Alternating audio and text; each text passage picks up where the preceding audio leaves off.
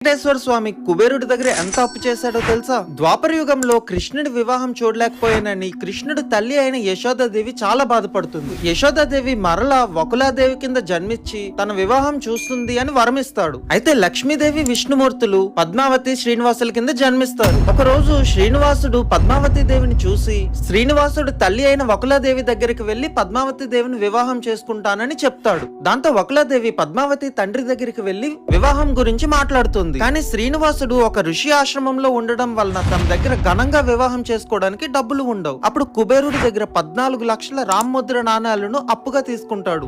ఆ డబ్బుతో వస్త్రాలను, ధాన్యాలను, తాలిబొట్టుని కొనడానికి ఉపయోగిస్తాడు. దానికి వడ్డీ కలియుగాంతం వరకు కడుతూ ఉంటానని చెప్పి బ్రహ్మని శివుడిని సాక్షులుగా ఉంచుతాడు. ఆ 14 లక్షల నాణాలకి వడ్డీ ఎంత అయి ఉండొచ్చో గెస్ చేసి కామెంట్ చేయండి. ఒకవేళ మీరు గెస్ చేయలేకపోతే గోవిందా గోవిందా అని కామెంట్ చేయండి.